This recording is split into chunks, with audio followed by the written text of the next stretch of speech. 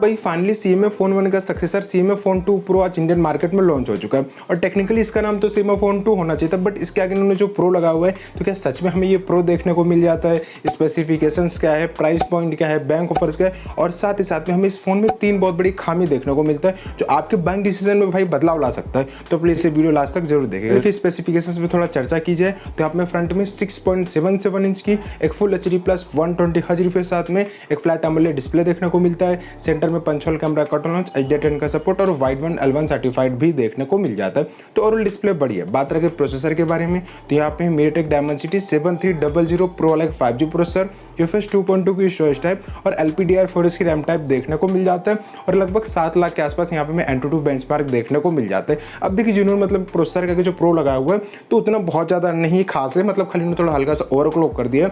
वहाँ पे हमें जो CMA फोन 1 था वहाँ पे हमें लगभग 6.5 लाख के आसपास Antutu बेंचमार्क मिलता था, यहाँ पे 7 लाख के आसपास Antutu बेंचमार्क देखने को मिल जाता है। अब कैजुअल से गेमिंग करना चाहो, मल्टीटास्किंग करना चाहो तो आप सारा काम कर सकते हो। बात करें कैमरा सेटअप के बारे में तो ये बहुत ज़्यादा आपके बार हाईलाइट किया जा रहा था। बैक में 50 MP का ट्रिपल कैमरा, 50 MP का मेन कैमरा और 50 MP का यहाँ पे टेलीफोटो लेंस देखने को मिल जाता है। 8 मेगापिक्सल का ultra wide angle sensor, front में यहाँ पे 16 मेगापिक्सल का सेल्फी कैमरा देखने को मिल जाता है। और देखिए यहाँ पे मतलब उन्होंने टेलीफोटो लेंस तो प्रोवाइड कर दिया जहाँ पे आप 2x तक जूम भी कर सकते हो, तो ये बहुत अच्छी बात है। लेकिन जो मेन कैमरा है वहाँ पे हमें कोई भी OIS देखने को नहीं मिलता बल्कि EIS देखने को मिलता है और कोई भी हमें सोनी का सेंसर देखने को नहीं मिलता। मतलब जिसका डर था वही हुआ।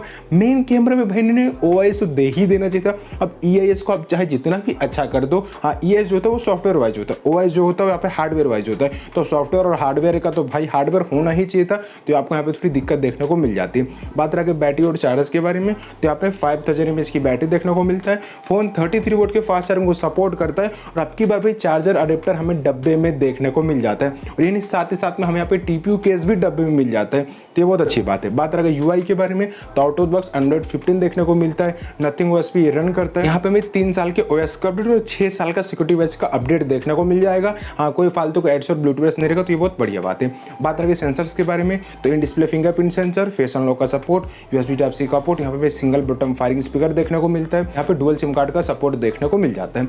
बिल्ड क्वालिटी डिजाइन की बात करें तो यहाँ पे प्लास्टिक के साथ में बैक पैनल देखने को मिलता है, साइड का फ्रेम प्लास्टिक और वही बॉक्सी टाइप का डिजाइन लैंग्वेज फॉलो किए गए। जैसे आपने CMA फोन 1 देखा ना वैसे ही लगभग यहाँ पे हमें डिजाइन देखने को मिल जाता है। थोड़ा हल्का से कैमरा का जो लेआउट होता है इन्होंने बदल दिया है और जो केसरी ऑरेंज कलर से बोलते हैं, हाँ जैसे मैंने ये टी-शर्ट पहना हुआ है हालांकि सेम हो गए, तो यहाँ पे जो मतलब इन्होंने डुअल टोन डिजाइन फॉलो किया हुआ है, 2 कलर देखने को मिलता है। मतलब ठीक ठाक हमें यहाँ पे डिजाइन देखने को मिल जाता है। फोन देखोगे तो पता चल जाएगा कि नथिंग वालों की तरफ से हमें ये फोन देखने को मिल जाता है। और आपके बारे में आपको बताना चाहता हूँ जैसे हमें CMA फोन 1 में बैक पैनल पूरी तरह से आप बदल देते थे, रिमूव कर देते थे, अब की बार आप वैसा नहीं कर सकते, तो आपको ध्यान रखना है, नहीं तो आप भाई पेचकस लेके खोलना चालू कर दो और पता चले फोन ही खुल जाए। तो एक बात का आपको ध्यान रखना है कि इंडियन मार्केट में 2 रैम वेरिएंट में लॉन्च हुआ है, 8GB रैम 128GB स्टोरेज साथ में इसकी प्राइसिंग 19,000 रुपये, 8/256 के साथ में इसकी प्राइसिंग 21,000 रुपये।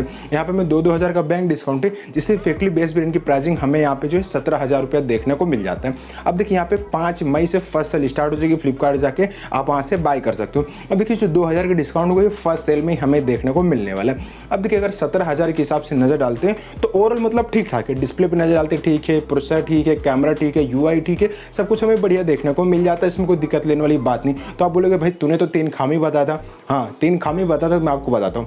फर्स्ट ऑफ ऑल तो भाई इसका कैमरा, अब कैमरा में इन्होंने टेलीफोटो लेंस दे दिया जो नेक्स्ट लेवल का है, मतलब अंडर 20,000 में और कोई दूसरी कंपनी हमें टेलीफोटो लेंस प्रोवाइड करती ही नहीं है। और भाई बढ़िया मतलब पोर्ट्रेट मोड आप बहुत अच्छी फोटो क्लिक कर पाओगे।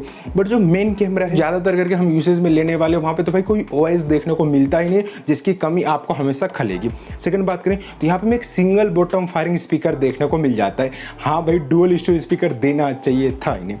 थर्ड नंबर की बात करें तो भाई देखिए अब ये कौन से में आप जोड़ भी सकते हो नहीं भी जोड़ सकते, पर एक ट्रेंड बन चुका है कि 15,000 के ऊपर कोई स्मार्टफोन आ रहा है तो आप में IP68 की रेटिंग मिल रही है।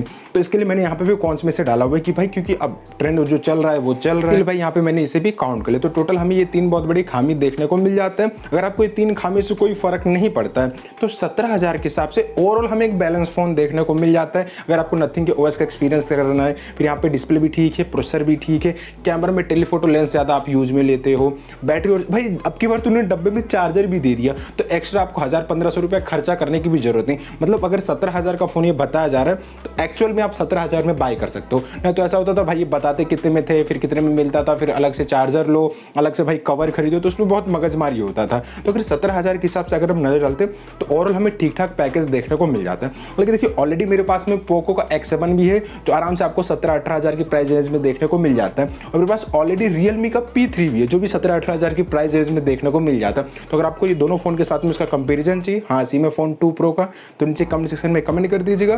और अगर आपको ये 3 खामी से कोई फर्क नहीं पड़ता है तो आप फोन बाय कर सकते हो, बट अगर आपको फर्क पड़ता है तो दुनिया भर के ऑप्शन हमें ऑलरेडी देखने को मिल जाते हैं। तो चलिए गाइस, अगर आपको वीडियो पसंद आए तो हमारे चैनल को सब्सक्राइब करें और इसमें जो बेल का आइकन है उसे भी दबाएं, इसमें और एक्साइटिंग वीडियो सबसे पहले देखने के लिए।